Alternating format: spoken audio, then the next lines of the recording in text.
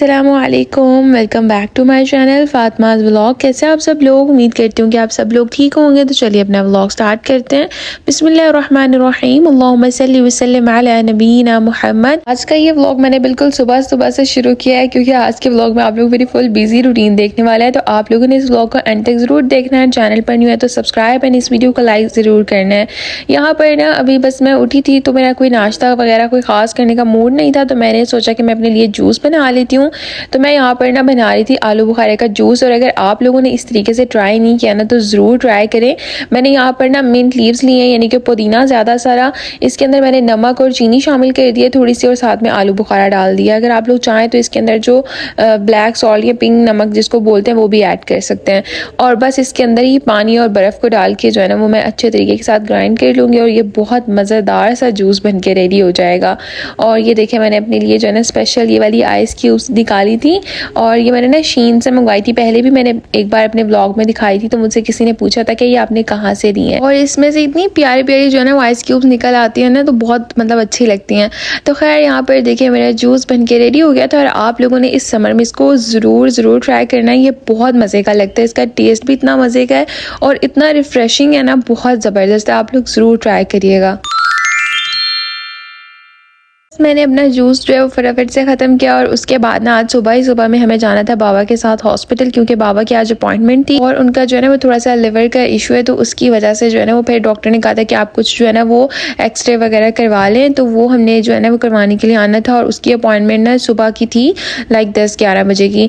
तो बस फिर मैं बाबा के साथ हॉस्पिटल आ गई थी। और आज का ये दिन तो जो है ना वो बस बहुत ही मुश्किल गुजरा था हमारा। पहले ऐसे था कि हमें एक्सरे की वजह से जो है ना वो सुबह ही सुबह में जाना था, और फिर बाबा ने कहा कि डायलिसिस मतलब इसी हॉस्पिटल में होते हैं। तो बाबा ने कहा कि हम लोग देख लेते हैं अभी डायलिसिस के लिए कहकर, अगर तो पेपर बनवा लेते हैं, लाइक अगर अभी बारी आ जाती है तो ठीक है, जितनी जल्दी डायलिसिस हो जाएंगे उतना जल्दी घर चले जाएंगे। लेकिन यह है कि मशीन बिल्कुल भी फ्री ही नहीं थी, और हमें यहाँ पे पूरा दिन लग गया था। लाइक हम लोग सुबह में 10 बजे आए थे और हमें रात के 1 बज गए थे। बहुत ज़्यादा टाइम लग गया था। और मामा ने बोला था कि आप लोग जो ऐसे कर लेते, लाइक एक्सरे करवा के वापस आ जाते और फिर दोबारा से चले जाते हैं डायलिसिस के लिए शाम में। लेकिन हमें नहीं पता था। नेफ्रो मतलब जब बाबा की बात हुई थी तो उन्होंने कहा था कि जल्दी टाइम आ जाएगा, मशीन फ्री हो जाएगी। लेकिन कोई स्पेशल पेशेंट था जिस वजह से जो है ना वो बहुत ज़्यादा देर हो गई। और फिर जब बाबा के डायलिसिस हो रहे थे उस टाइम पर किसी और पेशेंट के होने लग गए, और एक पेशेंट को 4 घंटे मशीन लगती है। तो बस फिर इस तरह से मतलब हमें रात के 7 बजे बाबा के डायलिसिस शुरू हुए थे, तकरीबन 8 बजे, तो फिर हमें रात की 1 बज गया था। तो बस फिर उसके बाद जब बाबा डायलिसिस वार्ड में शिफ्ट हो गए ना, रात को एक्सरे वगैरह भी हो गया था, और फिर उनके डायलिसिस स्टार्ट हो गए थे। तो मैंने कहा कि मैं नमाज़ पढ़ लेती हूँ जाके, क्योंकि अभी काफ़ी टाइम होता है, तो फिर इस तरह से टाइम भी स्पेंड नहीं होता। और मैं बहुत ज़्यादा थक भी गई थी इस वजह से, क्योंकि हम लोग घर से सोच के नहीं आए थे कि इतना टाइम लग जाएगा। और फिर जब बाबा ने अपने नेफ्रोलॉजिस्ट से बात की थी तो उन्होंने कहा था कि अभी आप घर नहीं जा सकते हैं, क्योंकि जब भी किसी मतलब कोई भी मशीन फ्री होगी तो फिर आपके डायलिसिस स्टार्ट कर देंगे। तो उन्होंने भी हमें एक एग्जैक्ट टाइम नहीं बताया था, जिस वजह से हमें पूरा दिन सिर्फ इंतज़ार ही करना पड़ा, और रात में डायलिसिस स्टार्ट हुए। तो मैंने बस आके नमाज़ पढ़ी, और फिर उसके बाद मैं कुरान पाक पढ़ने के लिए बैठ गई थी। मैंने कहा मैं कुरान पढ़ लेती हूँ। और बाबा के पास जब एक बार डायलिसिस स्टार्ट हो जाता है ना, फिर मुझे थोड़ा सा सुकून हो जाता है कि चलो अब तो उनके डायलिसिस स्टार्ट हो गए हैं, वो भी जो है ना वो आराम से मतलब उनका भी टाइम जो है वो स्पेंड हो जाएगा। तो खैर मैं यहाँ पर ना नमाज़ पढ़ने के बाद आई थी बाहर। मैंने ना लेना था अपने खाने के लिए कुछ, क्योंकि मैंने कुछ खाया ही नहीं हुआ था। मैंने सुबह में एक क्रॉसन लिया था अपने लिए यहाँ आकर, और फिर उसके बाद ना मैंने कुछ खाया ही नहीं था, और मुझे भूख इतनी ज़्यादा लग रही थी ना, तो बाबा को भी भूख लगी हुई थी, और उनका तो वैसे भी शुगर का मसला है। तो फिर मैं जाकर ना लेकर आई थी। पहले ऐसे होता है कि हम लोग घर से भी कुछ ले आते हैं, लेकिन ये कि आज पता नहीं था तो बस हम कुछ लेके नहीं आ सके थे। और ये तो मैंने आप लोग के साथ 2 मिनट में पूरे दिन की रूटीन शेयर कर दी है। लेकिन इस तरह से हॉस्पिटल में बैठ के एक पूरा दिन एक इंतज़ार में बस बैठ के जो है वो स्पेंड करते ना, एक दिन को आसान काम नहीं होता है। वैसे हम लोग डॉक्टर्स के पास जाते हैं, सिर्फ हमें अपनी बारी आने का इंतज़ार होता है, हम चेकअप करवाते हैं, मेडिसिन लेते हैं, घर आ जाते हैं। लेकिन यहाँ पर हमें पता होता है कि हमारी बारी आ भी गई, तो उसके बाद हमारे 4 से 5 घंटे डायलिसिस के हैं, और फिर हम घर जा पाएंगे। शुरू में सब कुछ मुझे बहुत ज़्यादा फील होता था, बहुत मुश्किल भी लगता था, लेकिन अब मैं कोशिश करती हूँ। मैं सोचती हूँ कि घर में भी टाइम स्पेंड करना था इसी तरह से बैठ के, और यहाँ पर भी। तो अब मैं ना उस टाइम को ज़ाया नहीं जाने देती हूँ। मैं अपने साथ कोई बुक्स रखती हूँ, कुरान मैं अपना घर से लेकर जाती हूँ, और उसके बाद फिर मैं कुछ भी जो है ना वो मतलब रीड करने की कोशिश करती हूँ, या अपना व्लॉग का काम थोड़ा बहुत कर लेती हूँ, एडिटिंग। तो मैं उस टाइम को वेस्ट नहीं करती हूँ। यहाँ पर ना मैं लेकर आई थी अपने लिए मुतब्बक, और बाबा को भी मैंने दिया कि वो भी खा लें। और साथ में मैं लेकर आई थी चाय, और ये शाही अदनी थी, जिस वजह से मैं मैं पी रही थी, अदरवाइज दूसरी चाय जो है ना वो मुझसे पी नहीं जाती है। और वैसे भी यहाँ पर जो दूध वाली चाय कैफेटेरिया वगैरह से मिलती है ना वो बहुत कच्ची सी होती है, मतलब बिल्कुल अच्छी नहीं लगती, पी नहीं जाती है। तो खैर बस अभी बाबा के हो रहे थे डायलिसिस और बाबा को बहुत ज़्यादा जो है ना वो आज बॉडी में पेन हो रहा था, क्योंकि वो इतनी देर सुबह से लेकर रात तक बैठे रहे हैं, तो शुगर की वजह से भी जो है ना वो फिर उनको बॉडी में पेन होने लग जाता है। तो फिर डॉक्टर ने कहा कि हम लोग एक पैरासीटामोल दे देते हैं ताकि जो है ना वो इनको थोड़ा सा आराम आ जाए, इनके दर्द में जो है थोड़ी कमी हो जाए। फिर मैंने बाबा के जो है वो डायलिसिस कंप्लीट होने का वेट किया और उसके बाद हम लोग आ गए थे घर। और घर आने के बाद जो है ना मामा ने बहुत मज़ेदार सा आज जो है वो खाना बनाया हुआ था। और आजकल तो हमारा जो डिनर है ना वो इतना लेट हो जाता है, लाइक रात के यहाँ पर भी अभी 2 का टाइम हो रहा था और मुझे तो इतनी ज़्यादा सख्त भूख भी लगी हुई थी, बट खैर मामा ने आने तक इतना मज़े का खाना बना के रखा हुआ था। और मामा ने आज मज़ेदार सी बनाई थी मटन कढ़ाई, और जिसको हमने सर्व कढ़ाई भी नहीं किया, लेकिन मामा ने मटन कढ़ाई बनाई थी।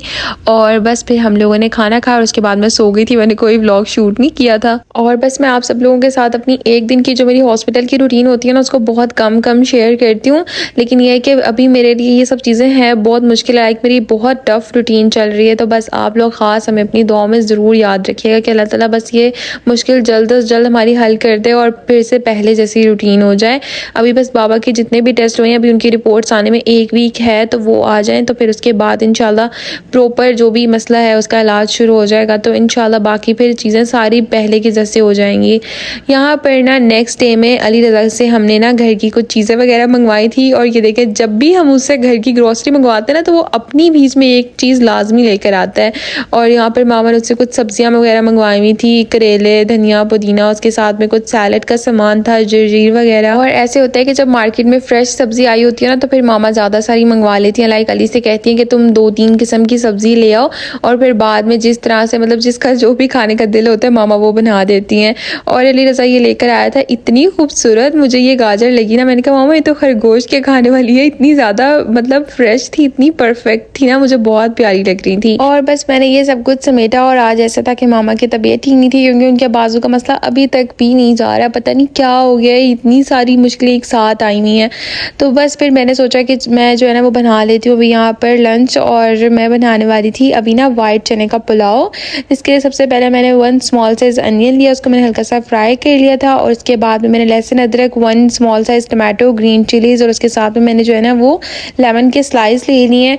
इन सबको मैं ऐड कर दूंगी जैसे ही प्याज गोल्डन ब्राउन सा फ्राई हो जाएगा। तो उसके अंदर जो लेमन के स्लाइस है वो हम अभी इसके अंदर नहीं ऐड करेंगे, वो जब चावल ऐड कर देंगे तो उसके बाद में शामिल करेंगे।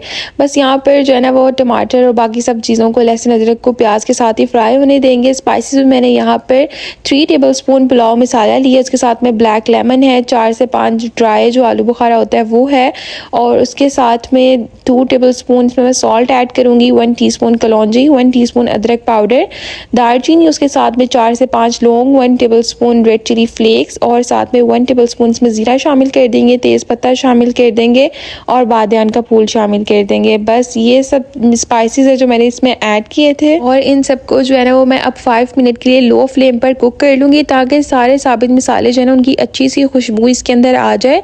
और चने के पुलाव के अंदर जो है ना वो थोड़ा सा ऑयल एक्स्ट्रा ऐड करते हैं, क्योंकि ये फिर ऐसे होता है कि जो चने होते हैं ना उससे वो फिर बहुत ज़्यादा ड्राई हो जाता है इस वजह से। और मैंने जो है ना ये चने बकाला से मंगवा लिए थे, क्योंकि मामा होती है ना तो वो जब वो बनाती है ना पुलाव तो वो घर में चने बॉईल करके बना लेती हैं, लेकिन मुझे मतलब इतना काम करना पड़ना था तो मैंने सोचा कि चलो हम शॉर्टकट लेते हैं, और मैंने अली से मंगवा लिए थे। और उसके बाद ना मसाले में मैंने चने ऐड कर दिए थे, और साथ में मैंने यहाँ पर जो है ना वो मिंट लीव्स ऐड कर दिए, इसके अंदर पुदीना मैंने चॉप करके ऐड कर दिया था। इसका पुलाव में बहुत मज़े का टेस्ट निकल आता है। बस चनों को मैं मसाले के साथ जो है ना वो 5 मिनट के लिए कुक करूँगी ताकि चनों में अच्छा सा टेस्ट आ जाए। और उसके बाद हम इसके अंदर पानी ऐड कर देंगे, आप जितने चावल बना रहे हैं उस हिसाब से आप पानी ऐड कर सकते हैं। और बस यहाँ पर जैसे ही पानी में अच्छा सा बॉईल आ जाएगा तो मैं इसमें राइस ऐड कर दूंगी। और पुलाव मसाला जो है ना ये ऑप्शनल, अगर आपके पास है तो आप ऐड कर सकते हैं, अदरवाइज आप स्किप कर दें। और जो मसाले मैंने आप सब लोगों के साथ शेयर किया आप उसके साथ भी बना सकते हैं। और देखिए अभी इसके अंदर जो है ना वो मैंने लेमन के जो मेरे पास स्लाइस थे वो भी ऐड कर दिए हैं, और पहले इसलिए नहीं ऐड करते क्योंकि फिर बहुत ज़्यादा जो है ना वो पानी खट्टा हो जाता है तो फिर चावल चावल ठीक से नहीं बनते हैं। और बस इतने पानी में मैं इसको दम लगा दूंगी और ये वाला काम मेरा मुकम्मल हो गया था। बस उसके बाद मैंने सोचा मैं बर्तन वॉश कर लेती हूँ और मुझे किचन की डीप क्लीनिंग भी करनी थी। और मेरा ऐसा होता है कि मैं किचन में कुछ भी कुकिंग कर लूँ ना तो मुझे होता है कि बस किचन मेरा क्लीन होना चाहिए बिल्कुल। और काफ़ी दिनों से जो है ना मुझे टाइम भी नहीं मिल रहा था मतलब डीप क्लीनिंग करने का। और मामा साफ़ करती रहती है लेकिन फिर मैं जिस दिन साफ़ करती हूँ ना मुझे होता है कि मैं बिल्कुल डीप क्लीनिंग कर दूँ। तो मैंने फिर किचन के सारे मैट्स निकाले, पहले मैंने इनको वॉशरूम में जाके वॉश किया और फिर उसके बाद मैंने इनको डाल दिया था वॉशिंग मशीन में वॉश होने के लिए। और सबसे पहले मैं इनको उठा के जो है ना वो वॉश होने के लिए डालती हूँ जब भी मैं किचन की डीप क्लीनिंग करती हूँ। और बस ये सारे काम मैं साथ साथ कर रही थी क्योंकि आज मेरे पास टाइम था। ऐसे होता है कि फ्राइडे सैटरडे जो है ना वो मैं मतलब 2 दिन मेरे पास होते हैं, मैं फ्री होती हूँ, तो इस वजह से मैंने सोचा कि मैं ये सारे काम कर देती हूँ। मामा को ऐसे होता है कि उनका ना हाथ में मतलब बहुत ज़्यादा किसी वक्त उनको गर्म फील होने लग जाता है, किसी वक्त बहुत ज़्यादा ठंडा लगने लग जाता है हाथ। तो उनका ना ये मसला चल रहा है, इस वजह से ना फिर वो पानी में भी हाथ डालें तो उनको तकलीफ़ महसूस होती है बाजू में। तो बस मैंने मैट्स डाल दिए थे वॉश होने के लिए और उसके बाद मैंने सोचा कि मैं किचन साफ़ कर लेती हूँ। और ये देखें किचन यहाँ पे काफ़ी ज़्यादा जो है ना वो गंदा हो रहा था। और मैं जब तक किचन को प्रॉपर धो नहीं लेती हूँ ना मुझे सुकून नहीं मिलता है, बिल्कुल भी मैं सेटिस्फाई नहीं होती हूँ। मुझे इसकी डीप क्लीनिंग ही करनी होती है। मतलब मुझसे ऐसा नहीं होता कि मैं ब्रश लगा कर सिंपल मॉप लगा दूँ किचन में, मुझे उसको अच्छे तरीके से धोना होता है। बस मैंने सारा किचन वॉश कर लिया था और मेरा काम यहाँ पर हो गया था कंप्लीट। मैट्स भी मैंने सारे जो है ना वो वॉश करने के बाद यहाँ पर बिछा दिए थे। और हलीमा आ गई थी किचन में। मैंने कहा खबरदार जो तुम लोग अपने गंदे जूते लेकर किचन के अंदर आए, जाओ जाके पहले सारे अपने जूते जो है ना वो वॉशरूम में ले जाके वॉश करके वापस आओ यहाँ पर। और बस देखिए उतनी ही देर में हमारा पुलाव भी मज़ेदार सा बन के रेडी हो गया था। और बस आज का कुछ जो मेरा दिन है ना वो इसी तरह से बिजी गुजरा था। और हलीमा से मैंने जो है ना वो करवाए थे कपड़े इस्त्री, क्योंकि मुझे तो बिल्कुल टाइम नहीं मिलता है। जो टाइम मिलता है उसमें मेरा ऑलरेडी बहुत सारा काम पड़ा होता है, व्लॉग का, घर का, थोड़ा और मामा की हेल्प वगैरह होती है करवाने वाली। तो बस फिर हम सब लोगों ने खाना खाया और रायता मैंने बनवाया था हलीमा से, सैलड मैंने मामा को दे दी थी और चावल मैंने बना लिए थे। तो इस तरह से बस कुछ मैंने आज के दिन जो है ना वो फिर मैनेज किया था। और पुलाव जो है ना वो बहुत मज़े का बन के तैयार हुआ था। ये सिंपल सी रेसिपीज़ होती हैं तो मैं इसलिए आप सब लोगों के साथ शेयर कर देती हूँ, जो चीज़ें सबके घर में अवेलेबल हों, आप सब लोग भी आराम से मतलब बना सकें। किसी को भी ये ना हो कि ये इंग्रेडिएंट्स पहले जमा करो और फिर बनाओ। तो ये सिंपल सी रेसिपी थी। और ना मुझे ये रिक्वेस्ट भी आ रही थी कि आप जो है ना वो मतलब ओवन से हट के, माइक्रोवेव से हट के जो है ना वो हमें पतीली में केक और जो है ना वो चिकन ब्रेड की रेसिपी जो है ना वो हमारे साथ शेयर करें, उसमें बेक करना। तो इंशाल्लाह वो भी जैसे ही मुझे टाइम मिलता है मैं आप सब लोगों के साथ शेयर करती हूँ। यहाँ पर ना हलीमा को मैंने कहा था बस तुम कपड़े इस्त्री कर दो, बाकी बाद में जो है ना वो मैं फिर कपड़े जोड़ के जो है ना वो अलमारी में खुद रख दूँगी। तो बस फिर सारे कपड़े जो है ना वो मैं यहाँ पर सेट कर रही थी। और काम जो है ना वो इस वजह से मतलब रूटीन ज़्यादा टफ हो गई क्योंकि सिर्फ एक दिन घर में होती हूँ और एक दिन नहीं होती हूँ।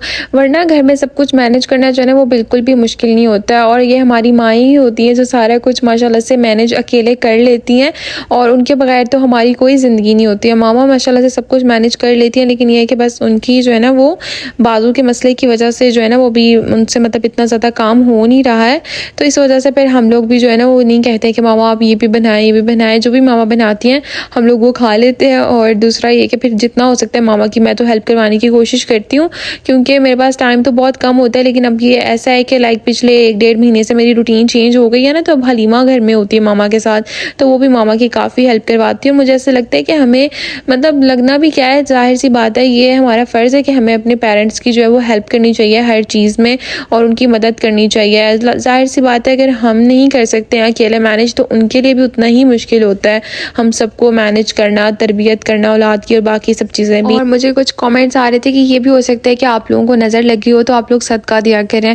तो मेरे बाबा बहुत ज़्यादा जो है ना वो सदका करते भी हैं। और बस इस तरह की चीज़ें मैं व्लॉग में दिखाना जो है ना वो अच्छा नहीं समझती हूँ, इस वजह से मैं व्लॉग में शेयर नहीं करती हूँ। वैसे भी ये हमारा अल्लाह ताला का मामला होता है, तो मुझे ये लगता है कि सदका और बाकी ये सब चीज़ें जो होती हैं ना मतलब इसे प्राइवेट ही रखना चाहिए हमेशा।